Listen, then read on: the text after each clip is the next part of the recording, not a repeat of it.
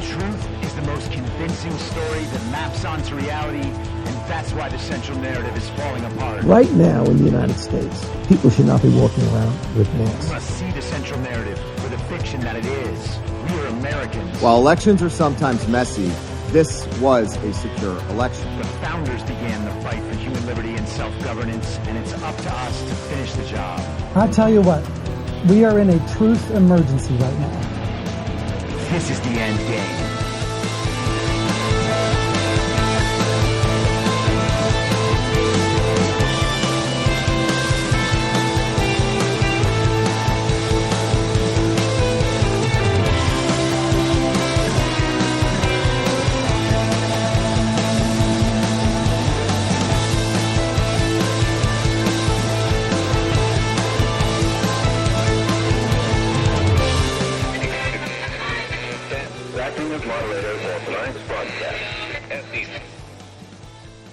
It's Tuesday, October 22nd, 2024, the 1371st day of dystopia. I'm your moderator, Chris Paul. Let's be reasonable. A warm welcome and hello to all of you listening to the podcast through a paid subscription at imyourmoderator.substack.com. You can become a paid subscriber for as little as $50 a year or $5 a month. And in doing so, you will get the ad-free experience. You'll be able to participate in the conversation over on Substack, and you'll be invited to the interactive live stream every Wednesday afternoon. And if you can't or you simply don't want to, continue listening to the free version on Substack, a wide variety of podcast platforms, and of course, Rumble. All I ask is that you share it with your friends. You can find the links to the podcast, the writing, the social media, and the merch site by visiting linktree.com/I'mYourModerator. Anyone who understands the roller coaster we've been on these past few years knows we haven't reached the end yet, and there may still be hard times to come. And as we add $1 trillion to the national debt every 100 days, we could be headed for some shaky financial times. If you're like me, you're figuring out how to diversify and make sure some seeds are planted for whatever may come. And that's one of the many reasons I think Bitcoin is part of our future. But it's not only about money. Bitcoin looks to be a critical part of the next generation of technology, communications, energy, verification, and even national defense. I'd encourage everyone to do their research and do it now. And if you're convinced of the likelihood that Bitcoin is an essential part of our future, then you'll need an on-ramp. I recommend River.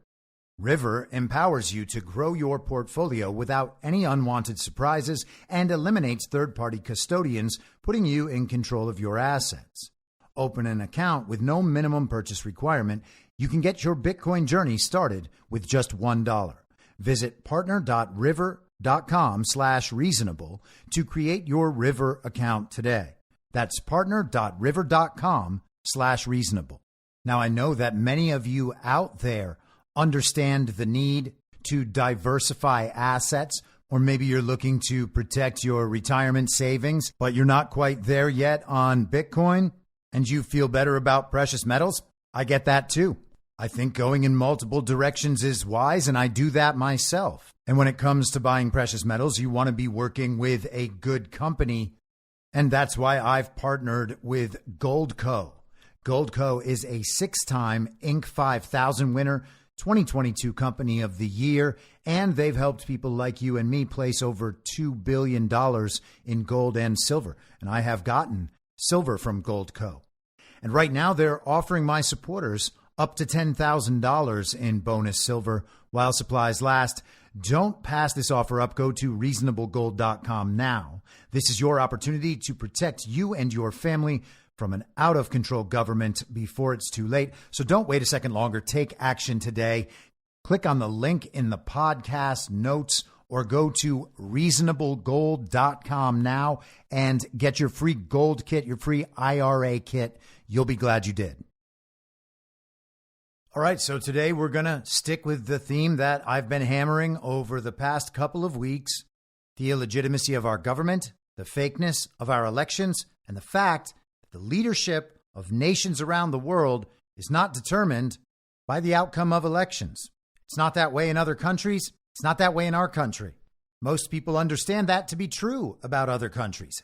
In fact, they understand that the intelligence agencies and the military-industrial complex in our country have overthrown governments around the world for decades and placed subservient actors into leadership positions in those countries.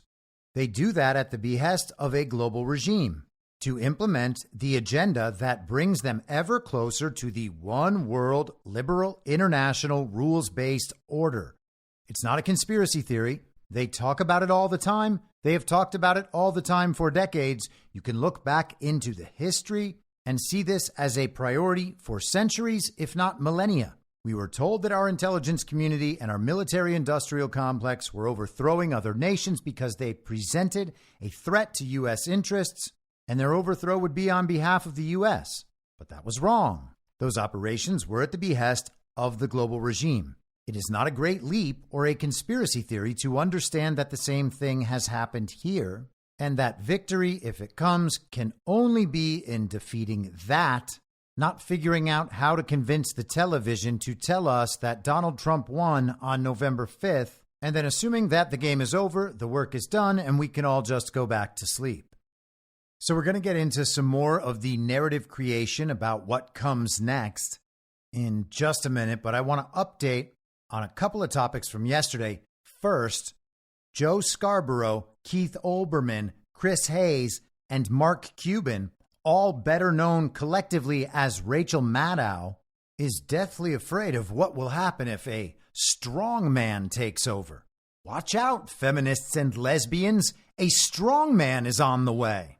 All of your worst fears are coming true. One of the things that strongman leaders do when they do get control of a country is they shut down independent media. They make it a crime, or they make it otherwise impossible for anybody to report or say or broadcast anything that is independent of the strongman or that is critical of the strongman. And that, of course, is not how the American system of government works. With our robust First Amendment and freedom of the press protections, that's not at all how we are set up as a government and as a country. But again, what's on the table from Republicans in this election is scrapping our system of government and instead doing it the strongman way instead. And instead, doing it the strongman way instead. Rachel, you need to fire whoever writes the words that you say. You're supposed to be the smart, well-spoken one.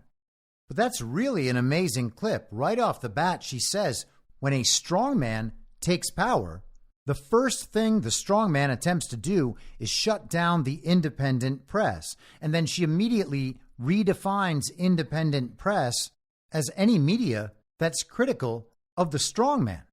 So independent media is just based on who's in power? Rachel Maddow would not be independent media right now because she works in full support of the regime. But if Donald Trump was to take power, then Rachel Maddow would become the independent media, despite actually being corporate media that is owned and controlled by transnational corporations connected directly to the World Economic Forum and other global governing bodies, working explicitly on behalf of the global regime, promoting their agenda, sponsored by other transnational corporations linked directly to that regime, most especially Big Pharma. You can do that sort of media and still be independent media? Well, all right, I guess we'll just go with it for a minute. So if Donald Trump comes in as the strongman and then doesn't immediately shut down all media critical of him, because of course he already served as president for at least 4 years, would that prove he's not a strongman? Because there's no chance he's going to do that. It's rare to hear anyone even calling for that, and usually it's hyperbolic to make some sort of point or to express their total displeasure with the mainstream media. And that's not to say that there aren't any media figures who will be held accountable. There probably are, and there should be. But that's because they're committing actual crimes in service of a subversive regime trying to overthrow the United States of America. It's not about dissent. It's about what has provably been done at whose behest. And I'm a hardliner about some of this stuff, but I'm not entirely certain that even that will happen. And I'm open to the argument that that shouldn't happen. It might be enough that the entire society understands the truth of what's been done to them and what's been done in their names and who promoted it all along the way, causing everyone to simply tune out. From figures like Rachel Maddows, Chris Hayes, Keith Olbermann, Joe Scarborough, Mark Cuban, who are all essentially the same evil entity. Will their disgrace and irrelevance be punishment enough? Maybe it will be. It's not ultimately my judgment to make. But there's certainly no movement out there among MAGA and no indication from Donald Trump that going after media critical of Donald Trump will be the number one priority in the Accountability Project. So if that's a standard of what makes one a strongman, there's no reason to believe Donald Trump would behave as a strongman. And of course, he didn't during his first term in office. Of course, the suggestion is that Donald Trump just is a strongman by virtue of his personality and the fact that his supporters don't listen to anything people like Rachel Maddows say because his supporters have learned that the television is there to lie to them and deceive them. And that Donald Trump, as strongman, would eventually seize that sort of power and go after whatever media might be critical of him. But of course, she's just catastrophizing an imaginary future where a strongman simply takes over and just starts depriving people of their human rights left and right. Starts, for instance, forcing them into medical experimentation at the threat of having their jobs taken away, their livelihood, their children in some cases.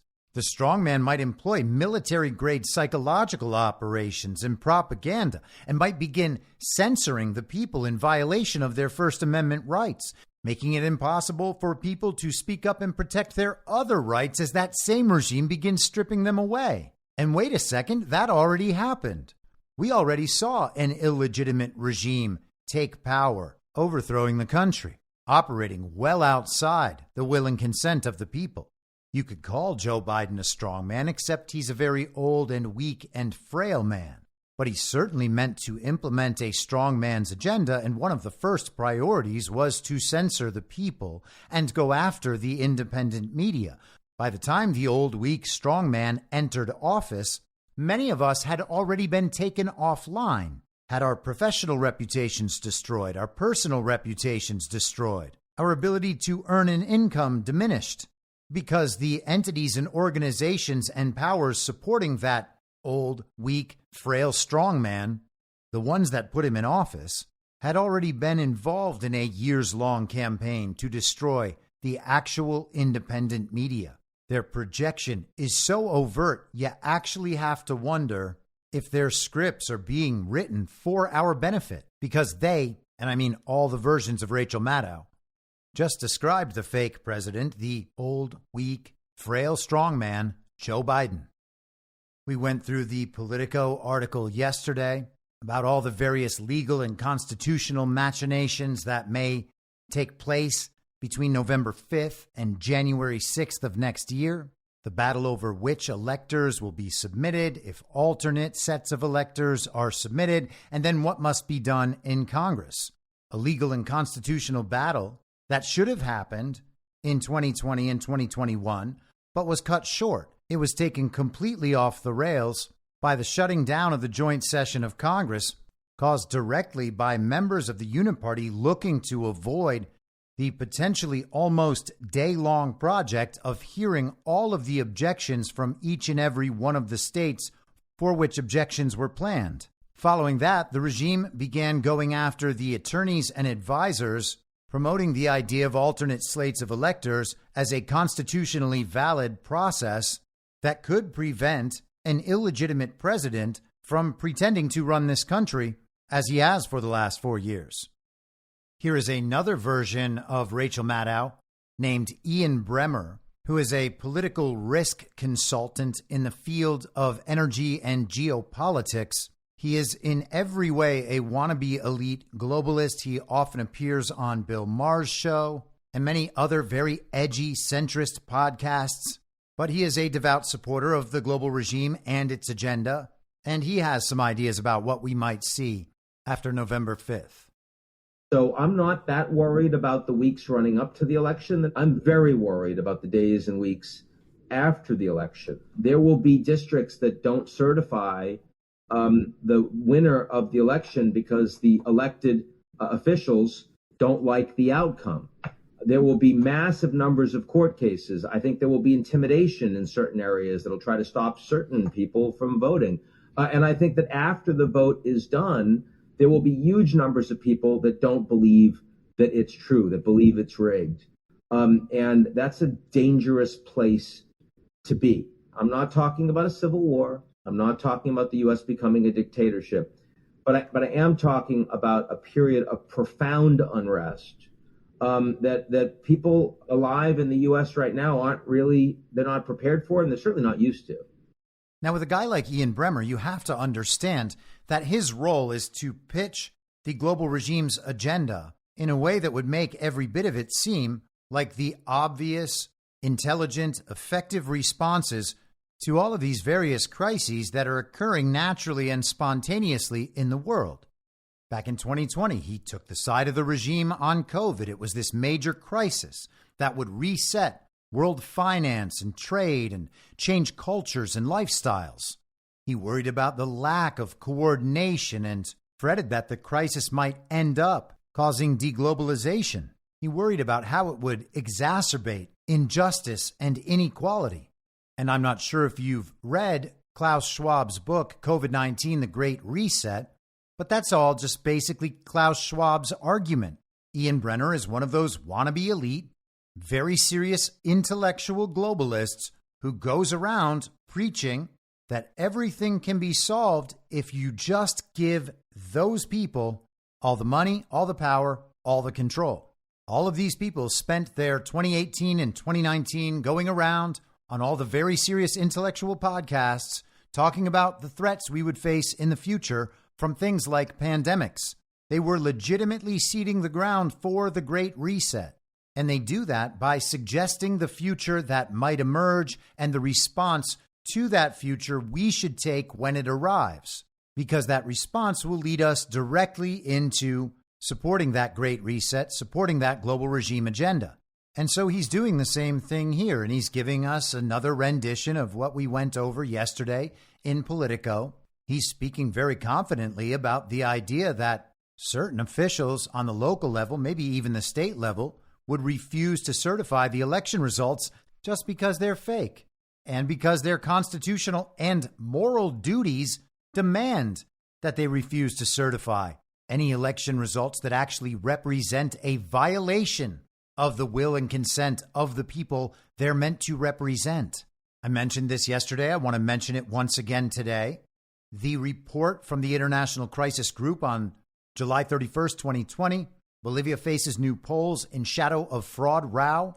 In the introduction to that report, it says the legacy of 2019's disputed poll, which provoked violent unrest and led former President Evo Morales to flee the country, means that both sides mistrust the election system. What should be done? The EU, UN, donor countries, Bolivia's neighbors, and international NGOs should provide technical and political support to the electoral authorities, deploy as many robust monitoring missions as is feasible, and press the main political forces to commit publicly to accept results or pursue grievances in the courts, not by protesting. And so Bremmer, of course, is worried that all of the precautions that they have attempted to put in place, all of the various manipulations, the use of the incentive and punishment structure on various officials, the guarantees they believe they've received, all of that might fall apart.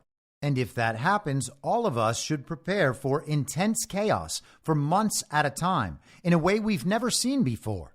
Civil unrest that we're not prepared for, and certainly that we're not used to, all because people don't believe in the outcome of the elections as they are reported. Now, I don't know which side he's talking about here, but it's rare that people like Ian Bremmer would ever attribute the very dangerous situation framing to the side with which they're aligned. He also knows, of course, that the side with which he's aligned has spent the last 4 years denying that anything could actually be wrong with our elections, so it is less likely, it would seem to me, that he's talking about those people, and more likely that he's suggesting a Kamabla win that Trump supporters will not accept and that Trump-aligned officials around the country may refuse to certify. That's the very dangerous situation he's referring to, and he wants all his listeners to know that, just as always, the global regime has all of this totally under control. They expected it, and of course they expected it. It's exactly what they planned. Just like with COVID, he is essentially communicating the global regime plan, as was Politico, and as is Newsweek, as we will see here. The headline from today: Democrats prepare to wage legal war with GOP over election. And this is written by a man named Ewan Palmer, who, if you've been listening to this show for a few years, would know is actually named Ewanon Palmer, because Ewanon basically spent 2021 and 2022 getting paid to write columns every Friday about how dangerous QAnon was. And in those columns, he would simply restate all of the official story about QAnon with all the special slogans about an elite satanic cabal of cannibalistic pedophiles. You throw that in an article in a mocking tone next to whatever the disinformation of the week happens to be, and all of a sudden you've got a perfect QAnon hit piece, just rehashing the same tired lines over and over and over again, fretting about violence and assuming that all those people are crazy and stupid. Well, QAnon, I guess, is now a serious reporter. Democrats and their allies are gearing up for a lengthy legal battle after Election Day. Republicans and their affiliates have already filed dozens of lawsuits, which they say will guarantee that November's election between former President Donald Trump and Vice President Kamala Harris is fair and accurate. I actually don't know what he's talking about here. I don't recall anyone saying that these election-related lawsuits would guarantee that the election was fair and accurate. Going after blatant instances of manipulation and lawlessness is not the same as guaranteeing that the results are fair and accurate. You could potentially describe it as an effort toward that, but it's certainly not a conclusive outcome. Democrats have described these lawsuits as quote-unquote political theater, aimed at sowing doubts about the integrity of the 2024 election and lay the groundwork for disputing the results in another potential Trump loss. And I guess they no longer have editors at Newsweek. The 2020 election was marred by false allegations from Trump and his allies that the results were rigged in favor of President Joe Biden due to widespread voter fraud. Actually, QAnon, the allegations were not false, and they are not what marred the election. What marred the election of 2020 was the election of 2020 and the reports that Joe Biden received 81 million real lawful American votes from his basement. Alex Floyd, spokesperson for the DNC, said the party was ready to stand up against MAGA Republicans' attacks on our democracy and efforts to sow chaos in our elections, from the polling place to the courthouse. We have assembled a robust legal and voter protection team with a proven track record of winning fights to protect voters' ability to make their voices heard. With more than 100 voter protection staff across key states and tens of thousands of volunteers, we are ready to stand up for all eligible voters' access to the ballot box, Floyd told Newsweek. How brave! Newsweek has contacted the RNC for comment via email. And it's funny, usually when they do this, they send an email to whatever incoming address the PR or the comms team or the media relations team has set up, and they let them know that we're going to run this article in 2 hours. Do you want to leave us a comment? They know they won't hear back in time, and they just go ahead and publish the article and let you know that they tried. Former President Barack Obama recently even took to X, formerly Twitter, to call on lawyers to volunteer with the advocacy group We the Action to safeguard voting rights. With early voting happening in states across the country, We the Action is looking for lawyers to help safeguard voting rights. If you're a lawyer and want to help protect the vote in your community, I hope you'll sign up, Obama wrote on X, formerly Twitter, on October 16th. We the Action works with legal experts to, quote, make sure the election is free, fair, and accessible for every voter, regardless of party, end quote. I wonder if they do that regardless of citizenship status. Gotta think the answer is yes. Republican groups filed lawsuits in swing states such as Michigan, North Carolina, and Pennsylvania, questioning the legitimacy of overseas ballots from U.S. citizens, including military personnel. In response to the lawsuit in Pennsylvania filed by several GOP congressmen, 5 House Democrats, including Representatives Pat Ryan of New York and Chris Deluzio of Pennsylvania, sent a letter to Secretary of Defense Lloyd Austin speaking out against the GOP lawmakers challenging the Overseas Citizens Absentee Voting Act. Those are the UOCAVA ballots you often hear about. The Democrat lawmakers accused their Republican colleagues of attempting to, quote, usurp the right to vote from our men and women in uniform, as well as their families, end quote. They also urged Austin to clarify that the voting rights of troops would be protected in the upcoming election. And as usual, this is an example of the communists attempting to take the high ground. They're attempting to frame this as an act of voter suppression targeting members of the military and their families. But those aren't the only people who can submit UOCAVA ballots. So who can? Uniformed service members, active members of the Army, Navy, Marine Corps, Air Force, Coast Guard, and Space Force, members of the Merchant Marine, commissioned corps members of the United States Public Health Service, commissioned corps members of the National Oceanic and Atmospheric Administration, spouses and dependents of all those uniformed service members, and American citizens living outside the United States.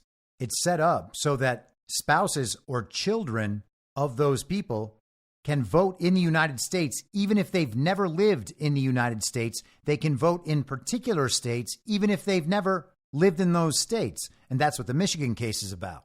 Back to the article. According to Niyama Ramani, former federal prosecutor and president of West Coast Trial Lawyers, the Democrats' legal battle will involve not only voting rights, but result challenges as well. First, before the election, they are going on the offense and challenging any laws that make it more difficult to register or to vote, whether in person or by mail. They know that expanding ballot access generally benefits their candidates. Niyama Ramani, former federal prosecutor and president of West Coast Trial Lawyers, told Newsweek. And it's great that UAnon Palmer put that part in there twice. Again, apparently, Newsweek does not have editors. Second, after the election, Democrats will be on defense against Republican challenges to the results. Trump and others may again argue that the election was rigged or stolen, and Democrats want to have their lawyers prepared to litigate and fend off these challenges, said Ramani. The rate of election litigation has nearly tripled since 2000, according to the Associated Press.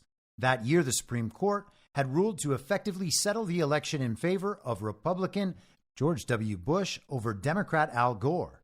Mark Elias, a longtime lawyer for the DNC and founder of the progressive voting rights platform Democracy Docket, said that there are around 191 active voting and election cases pending in 39 states. In a recent interview with MSNBC, Elias said that the GOP is predominantly filing these lawsuits to satisfy Trump and provide him with justification to challenge forthcoming election results. Donald Trump thrives off grievance. He thrives off of feeling cheated. He is getting what he wants from his political party, which is an excuse structure before he loses to explain why he lost, Elias said. He added that the GOP is losing the quote-unquote overwhelming majority of election cases filed this year. Part of it is because they don't have meritorious claims, but part of it is actually politicians pleasing the boss by filing these lawsuits and then being able to claim, look, this is why we lost the election, because, judges follow the law, Elias said. And it's always worth noting that Elias was a partner at Perkins Coie and directly involved in the Russian collusion hoax back in 2016. It's not surprising to see that Mark Elias has full faith in the system, not only in the election rigging system that he has helped to design by forcing changes in law and custom through lawfare, but of course trust in the judges as well who make these decisions while he simply runs out the clock and the issues become moot. If you wonder why it's important to the global elite that election disputes are resolved in the courtrooms, this is why. It's infiltration and subversion on a massive scale all around the world. Back to the article. Republicans are involved in around 130 lawsuits related to election processes this cycle. These lawsuits aim to challenge various aspects of the voting process, according to a report by Reuters.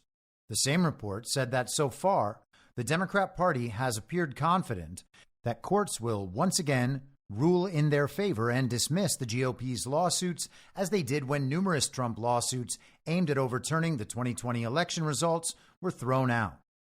Democrats and groups favoring or aligned with Democrats are mostly playing defense at the moment. Justin Levitt, a former advisor to the Biden administration on voting access and a law professor at Loyola Marymount University, told Reuters. Last week, 2 judges, one in Georgia and one in Alabama, rejected Republican attempts to change election rules or the voting process ahead of the 2024 presidential election. On October 16th, Fulton County Superior Court Judge Thomas Cox struck down several rules introduced by the GOP majority Georgia State Election Board, including one that allows the board to delay the certification of election results unless a quote-unquote reasonable inquiry into any discrepancies is fully resolved. Imagine being proud of shooting that down. But that aside, these decisions are just fine. Let them be appealed. Let them go all the way through the court system, all the way up to the Supreme Court. Let's get it all resolved. I've said many times, although I don't think in quite a while, I just want the lines to be drawn on the field. I want the rules written down in the playbook. Tell us what the rules are. Tell us what the parameters are, and we will beat you within those parameters and abiding by those rules. We should be more than happy to play any hand we are dealt and prepared to play all those hands. But we have to define the game. We have to know the rules. We have to know the parameters. The way to get some clarity on all that is to take it all the way through the court system. And that's necessary across an entire range of issues. The problem is that it's so expensive to go all the way through the court system and take a case all the way to the Supreme Court.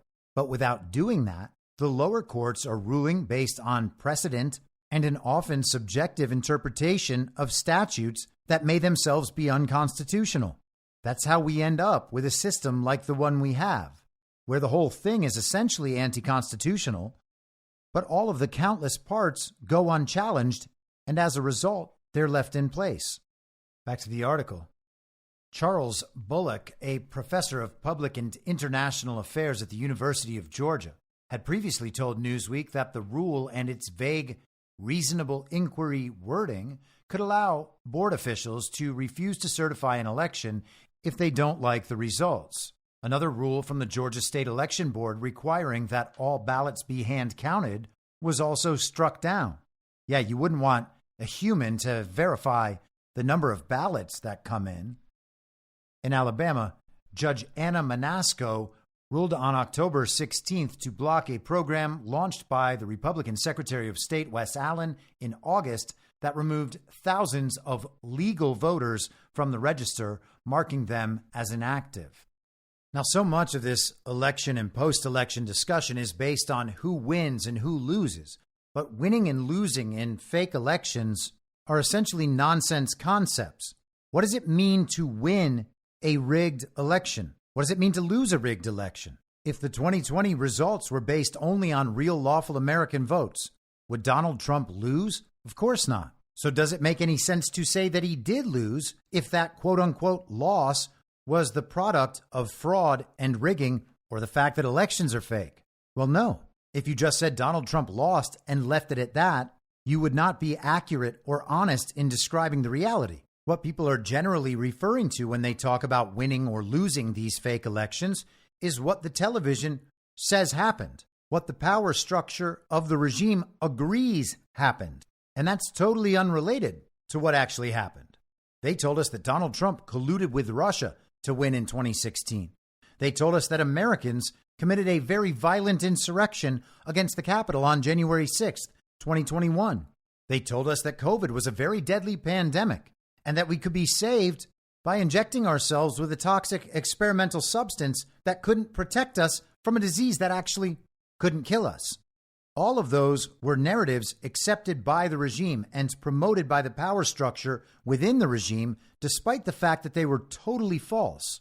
but people are still reliant on what the regime puts forward as the automatic default unless it can be disproven with overwhelming evidence to the contrary, despite there being no evidence anywhere in favor of their assertion. But we don't have to repeat lies and falsehoods just because the regime puts them forward as the new collective default understanding of what has happened in the real world. So it doesn't make any sense to say that Trump lost on that basis. There are still active election cases ongoing since 2020. If the decisions in those cases make it clear to the American public that the 2020 elections were totally illegitimate and we should therefore disregard their results, will it have been honest to say that Donald Trump lost or Joe Biden won for the last 4 years?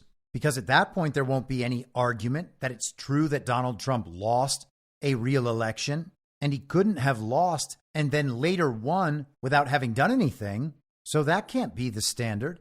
And we already know beyond a shadow of a doubt that the 2024 election will be rigged. The system itself is incapable of producing legitimate results, which means it's incapable of producing legitimate government representatives representing the will and consent of those they intend to govern. So the idea of winning or losing a fake election in 2024 is similarly meaningless. But yet this is all we can talk about because we don't know any other way to discuss the situation. Anyone who actually understands these dynamics and still conducts conversations on the terms of winning or losing a fake election is either being dishonest or using an unfortunate shorthand. And the truth is, we all do that from time to time. But we really should get away from it because it doesn't make any sense. It puts us in a controlled opposition binary that has no chance whatsoever of reflecting any real world reality, anything from reality prime. Elections, to the extent that there are elections, and really there aren't, are not decided by people's votes. They are decided at a much higher level. And then narratives and processes are tailored to that result. Our participation then becomes an act of self-deception, at least to the extent that we pretend it's real. And again, I'm not trying to convince you about what you should do. Do whatever feels right. Do whatever makes sense. Do whatever you think is most likely to produce the best outcome. That's not my business. It's your business. I'm trying to understand a society-wide deception that is extremely complex and extremely meaningful because we've been raised to believe that this is how our lives are ruled and run. The game will not be over in a couple of weeks, no matter what the television says. And so it's all about our perspective relative to that event. Because on 11/5 and following that day, there will be a mass media operation, a psychological operation, to corral us into various belief systems about how we should respond to whatever results the television reports. And to avoid the jarring impact of that change in narrative approaches, we try to anticipate what the outcome is going to be. We've always had the public opinion polling, but most people understand by now that that's completely and totally fake. It's only narrative building. The polling companies are not even required to be calling real people. They can create their results from nothing. The media will report them, and everyone will then think that the poll is somehow authoritative, and they'll call it scientific. The results produced can be totally detached from any discernible reality, but that doesn't matter because the polls aren't designed to reflect a discernible reality. The polls are designed to create a reality, and for some reason, they are still effective, though losing their effectiveness quickly. There are people out there who believe this is a close race. It's a toss-up. Anything could happen. You can read news articles that say Trump is dominating in the swing states on the same day that you read news articles saying that Kamala is ahead in all of those swing states. Always based on polling that we are told is scientific. We are supposed to believe that that is real data, reflecting a discernible reality about our world. But it's not that. It's just another device for shaping narratives. So a lot of people have put that aside. And now the new thing is focusing on the betting markets. People understand that the polls are fake, but they tell themselves the betting markets, these can't be fake because people are using real money. They've got skin in the game. They can't just make up these numbers because there's real money involved. But hey, how do you think those polling companies continue to produce all those fake results? Well, there's real money involved. People pay them to do that. And the people paying them to produce the results quite often support the same agenda of the people who produce the money from nothing. Those people who produce the money from nothing use that money to affect financial markets, and they support that with media operations. And as they do that, markets are influenced. They manipulate markets by flooding money into markets and creating a narrative around what the market is doing. So the people who create the money from nothing and use it to manipulate polls and use it to manipulate markets and use the media to back the validity of both can simply do the same thing with the betting markets. And if they can do it, and doing it would provide a benefit to them in a real way or in a narrative sense, then we should bias toward assuming that they are doing it, because there would be no reason not to. What are they going to do? Run out of money? Strangely, people who know that markets can be manipulated in the way I just described somehow still think that the betting markets on elections are a more accurate indicator than the fake news polls. But they're not. It's just another deception. The idea that these numbers on a screen tell us something about what's going to happen in the future, that the day's betting odds are a great predictor of who is going to end up leading the country in the future. Always focused, of course, on who will win or lose a fake election. And so once again, it's meaningless. Today, people were posting screenshots of the new poly-market betting odds. Donald Trump is at 63.9%, Kamala Harris at 36%.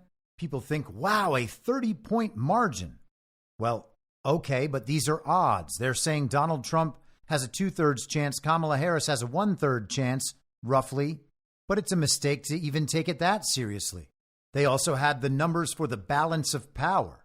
The House, they have the possibility of Republicans winning the Senate at 84%, but winning the House at 51%. Does that make any sense?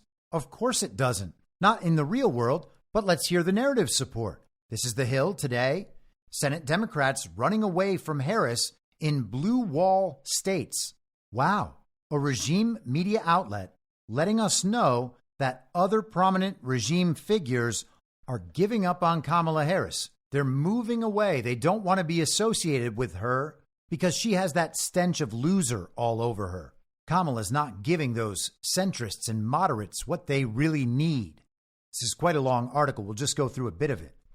Democrats running for the Senate in blue wall states that will be critical to determining the outcome of the 2024 election are running away from Vice President Harris, signaling that they are hoping to win over some of former President Trump's voters to keep their seats. And Democrat candidates in those states have been careful about criticizing Trump during the high-stakes debates. They have focused on policy and their own records without taking many or any shots against the Republican nominee. Pennsylvania incumbent Senator Bob Casey has even embraced Trump's tariff policies. His campaign launched an ad last week that described him as an independent and touted how he, quote unquote, bucked the Biden administration to protect fracking and sided with Trump to end NAFTA.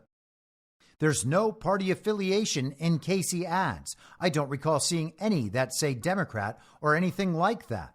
He's running as an incumbent on his own record, said Burwood Yost, the director of the Center for Public Opinion Research at Franklin and Marshall College. He's trying to distance himself a bit from an administration that is viewed negatively for the most part. He doesn't want to be tied to that, either through Biden or Harris. Yost said Casey has dabbled in some of the populist messaging that is Trump's forte to drive a wedge between working-class blue-collar voters and his Republican opponent, Dave McCormick, the former CEO of Bridgewater, one of the country's biggest hedge funds. If you look at some of the messaging that Casey has put forward, he's tried to run some populist messaging against McCormick. He's tied McCormick very closely to the leadership of that hedge fund and tying him to China, he said. The discussion of Casey continues, and then they get into Wisconsin Senator Tammy Baldwin. In a similar move to Casey's attempt to ingratiate himself with working-class voters, Baldwin 9 months ago launched an ad that highlighted her bill signed by Trump to require that domestic infrastructure projects use American and not Chinese steel. Tammy Baldwin got Trump to sign her Made in America bill. Then she got President Biden to make it permanent. The narrators say in the ad, which featured men in hard hats talking to the senator. Her campaign relaunched the ad on television last week. They note that Baldwin has also supported Trump's tariffs and, in fact, has been working with J.D. Vance and Chuck Grassley to pass legislation. They go on to talk about how Democrat Representative Alyssa Slotkin, who is running for Senate in Michigan, has embraced the same sort of populist messaging. They also note that Baldwin is campaigning today with Tim Walz. So she's not actually separating from them. She's narratively separating. And the media is falling in line, suggesting these candidates are willing to support the Trump policies you like while opposing Trump in other ways. And therefore, if elections are rigged and determined on their behalf, if they are announced as the winners, the narrative will be what the voters wanted was this set of policies that were more centrist. They wanted to move on from Biden, and Harris never caught on, so they voted for Trump, but they really wanted divided government. We see it over and over again, and the possibility that that narrative will actually appeal to people and people will believe it is entirely dependent on the effectiveness of these proxies for voter sentiment to convince people that we actually are in a close race and that there's good reason to believe that the results reported by the television will be what the regime has already decided they will be. You tell people what to expect and encourage them on how to react so that when the situation emerges in reality, it will seem natural and people will feel like they're well prepared to respond because they've already thought through that exact scenario that the media's been hammering into their heads for months. It all depends on the idea that we really are in a close race, but we're not in a close race. And Donald Trump knows we're not in a close race. Here he is on a wrestling podcast hosted by The Undertaker, Mark Calloway. His show is called 6 Feet Under. Have a listen. I do it because we're going to make America great again. It's very, we have a MAGA. You know all about MAGA. I've heard about it. Yeah. It's basically MAGA. It's basically make America great again. As a slogan. Okay. Yeah, it's pretty cool. Yeah, I think I heard of it. Yeah, I think I heard it. Yeah. It's been pretty successful. Definitely. No, it's the greatest movement in the history of the country. And when I say that, if it was wrong, the press would kill. I say this is the greatest movement. They have to say, I guess that's right. Nothing even close. Maybe the greatest movement in the history of any country. But we have, and they're all fans of yours, by the way. We have probably 200 million people, if you think about it. Wow. Right? Could be more than that. A majority of the country. And they want to see. And when Biden went out, on occasion, say, we will stop MAGA, we will stop. They say, no, let's make America great again. He's going to stop MAGA. Now, he said this sort of thing before. People always write it off. Oh, that's just a euphemism. He's not telling the truth about that. It can't be 200 million people. He only got 74 million votes in 2020, and we're in a close race. There's not even 200 million eligible voters. And okay, that's possible. There might not be 200 million eligible voters. In fact, I doubt that there are. But he's talking about popular support in the country, and you don't have to be an eligible voter to support someone. 200 million's a big number, but only in relation to the reference points that we're familiar with. And those reference points are fake numbers. The census numbers don't count the number of citizens. They just count the number of people here. And they're not exactly accurate. There's also plenty of manipulation and abuse in that system. We were told there were 250 million people in this country about 30 years ago. American birth rates have remained low. People continue to wait longer and longer before having children. So where are all those extra Americans coming from? And of course, we know the election results are fake. We know the polls are fake. We were told that 158 million Americans cast votes in the 2020 election. I don't believe that number is true. But we're supposed to believe that 81 million of that was for Joe Biden. There's no way that's true. Is it possible that there are 200 million Trump supporters in this country? It's possible. There's certainly far more Trump supporters than there are Biden supporters, but it's hard to know. It's hard to say. He said it's over 100 million many times, but this is the highest I've heard him describe that number. Now, he also said this last week at the Al Smith dinner. I don't know if they were funny or not, but hey, you think this is easy standing up here and doing this? In front of half a room that hates my guts and the other half loves me? Half of us love me. Well, maybe it's, I think 75% love me. Now, sure, he's talking about the people in that room, but is he? Is it possible that he understands the people in that room reflect the American public broadly? How could we possibly know? The polls are nonsense. The betting markets are nonsense. The elections are fake. The reported results are obviously fake. So how do we know? Who could know? Well, I'll tell you this. Donald Trump is in a position where he could know, because certainly with the amount of all of our data that is possessed by someone, somewhere, some entity, and some server, somewhere, someone has access to that information. That information updates and is analyzed in real time. So theoretically, at least, there's a very strong argument to be made that public sentiment on virtually any issue can be known with access to that information at any time. Now, among the people in the world who might have access to that sort of information, Donald Trump has to be somewhere near the top, or at least the people around or behind Donald Trump would certainly be in that sort of position. You could imagine that Elon Musk might be in a position like that. So the answers are known. They're out there somewhere. But none of us can ever get access to that information. They won't tell us what we actually believe. They show us what we're supposed to believe. And for a long time, most people believed it. But over the last decade, people have really stopped believing a lot of that. Now, a lot of people aren't there, and none of us are all the way there. We can never be all the way there.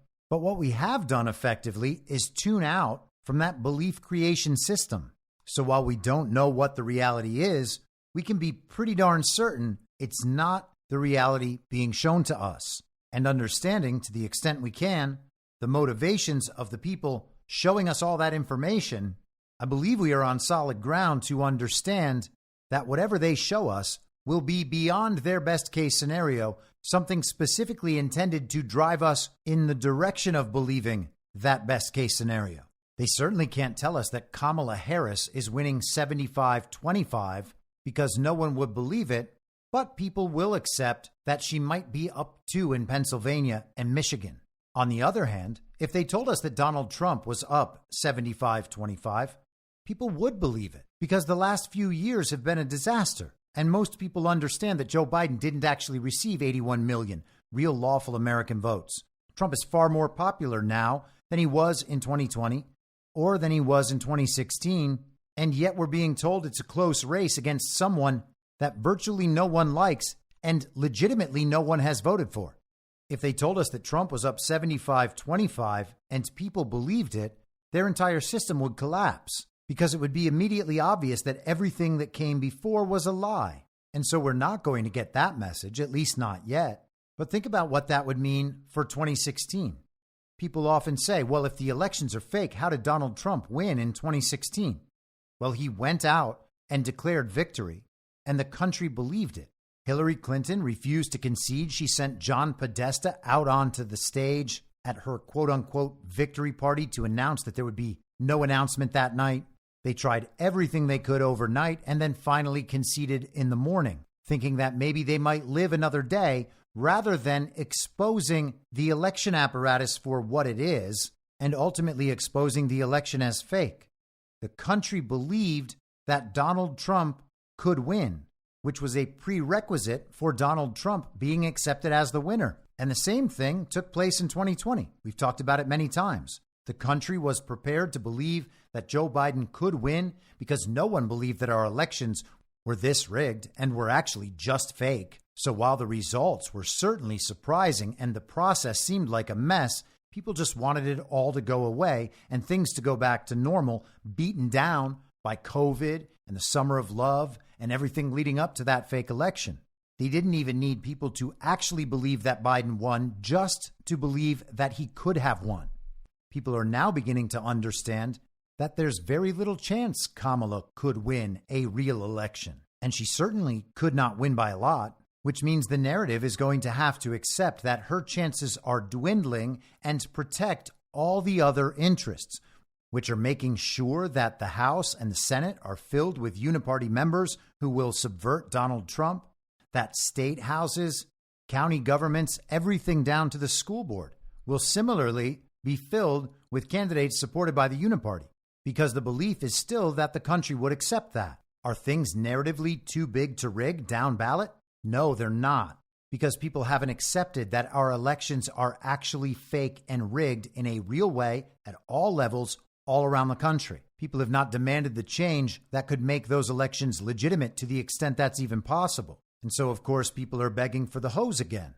But the Kamala Harris project seems to be in a tailspin, to the point where you have to begin to wonder if the purpose of the project was to lose in a way that preserved the system.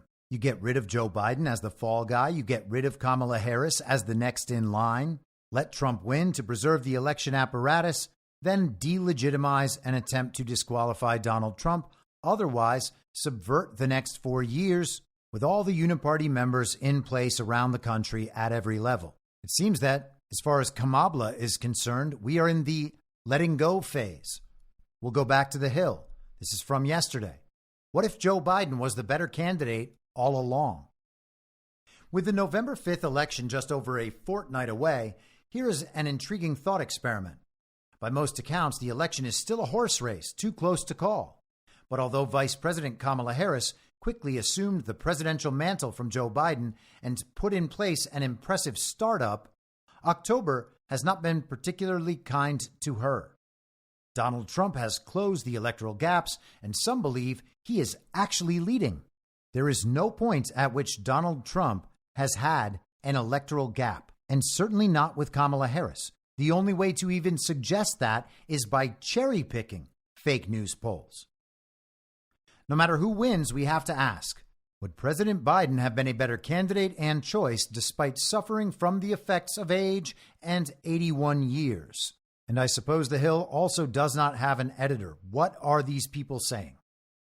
Further, suppose that the disastrous June 27th debate with Trump had not taken place, or that Biden had been firing on all cylinders that night.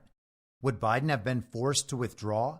And whether Harris loses or wins, some will ask whether Biden might still have been a better candidate. Bob Woodward's new book, War, might not be dispositive in representing Biden's strengths and weaknesses. The book does add weight to this thought experiment, though. Woodward paints a very positive picture of Biden's ability to lead and to govern despite making mistakes, most notably the disastrous withdrawal from Kabul. Woodward also reports that Biden's obvious decline was physical and not mental. This was caused in part by prior medical conditions accelerating the effects of age on a body. There were also the strains of high office. The president refused to limit his overworked schedule despite valid criticisms that he was on near permanent holiday in Delaware or Camp David. And again, who knows what this could even mean? He was on the beach all the time. He's not doing any real work. He's never once seemed to have any idea of what's actually going on, even within his own quote-unquote administration. These commies are totally around the bend. Kamala Harris's role, as Woodward describes events, was not as significant as Biden's national security team, who were his band of brothers and sisters, and Woodward did not focus on domestic politics. Today's politics remain visual, whether on television or social media, with a constant flow of posts that millions of subscribers download every day. In fairness, Trump is an entertainer, showman, and salesman. He may be overweight and wear excessively long ties while obsessing about his finely coiffed hair, but he gets away with it. And Trump, like the Energizer Bunny, seems to have unlimited endurance. This article really is something. The physical comparison between the two presidents could not be more striking.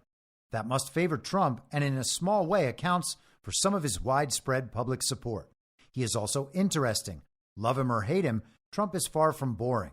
The size of his audiences at rallies confirms that.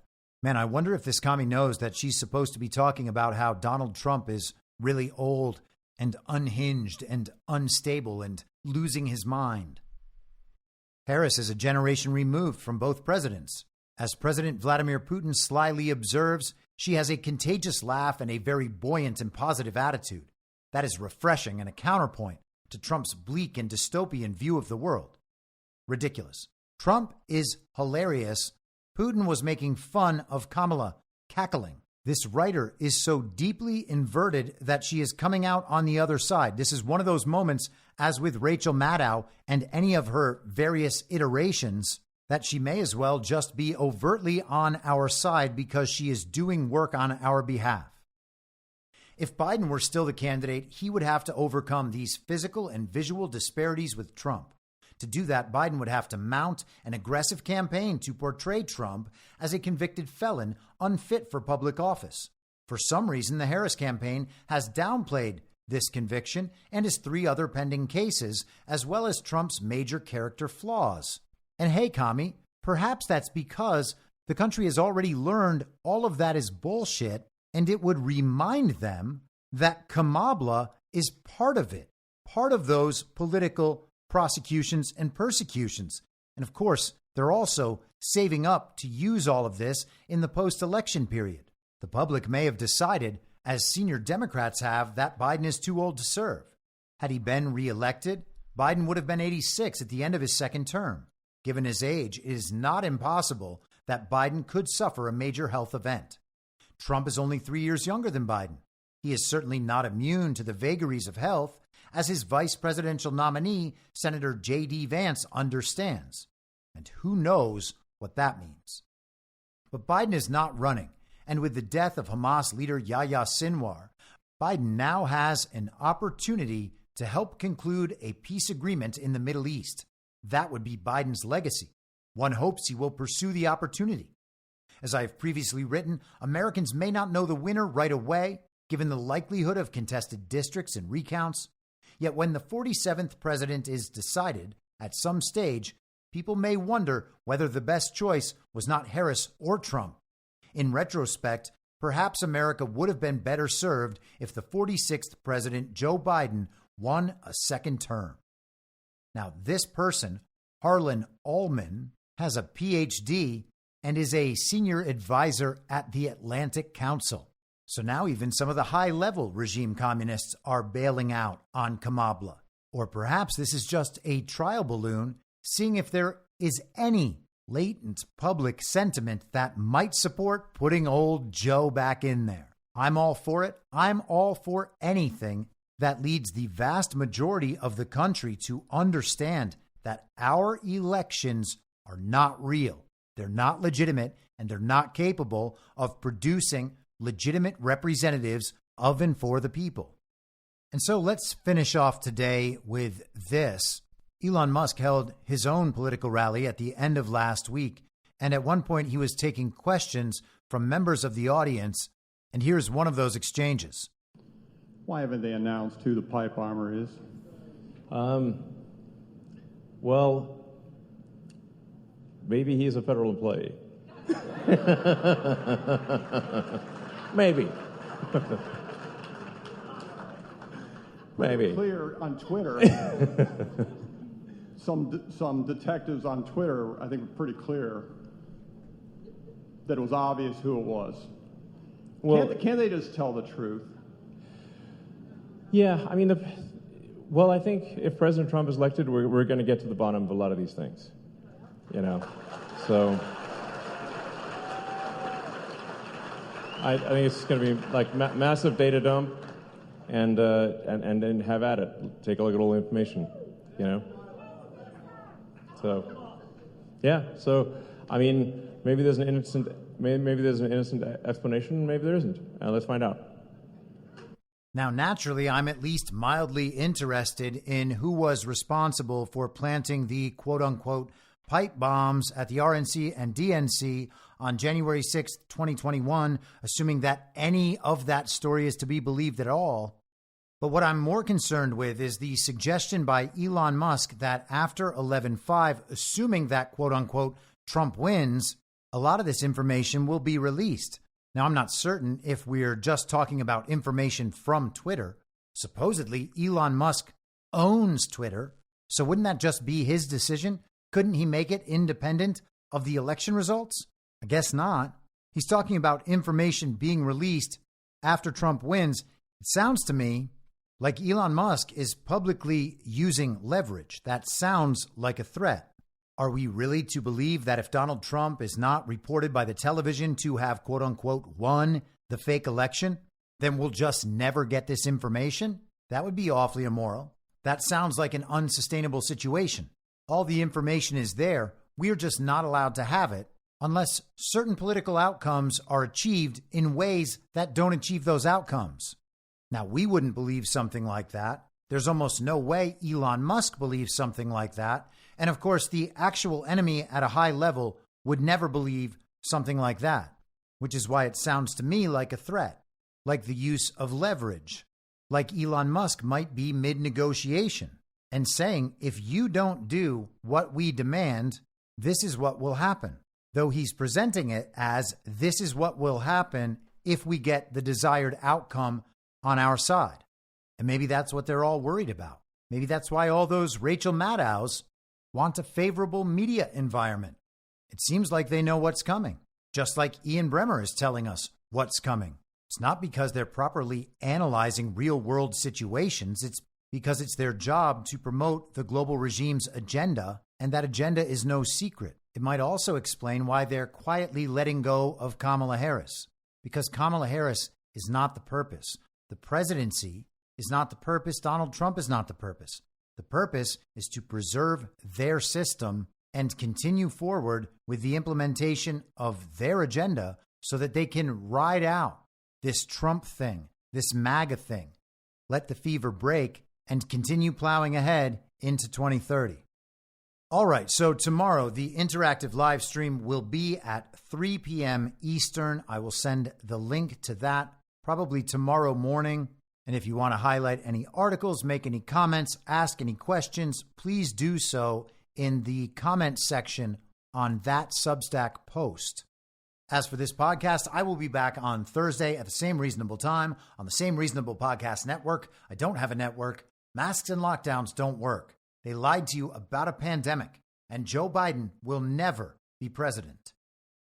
In my mind, that's the end game. If you're listening for free and would like to support the show, the best way to do that is by signing up for a paid subscription at imyourmoderator.substack.com. You can find the info stream over on Telegram at t.me/veryreasonable. The merch site is cancelcouture.com. And for all my other links, you can visit linktree.com/imyourmoderator. And I'll see you soon. Down on the range.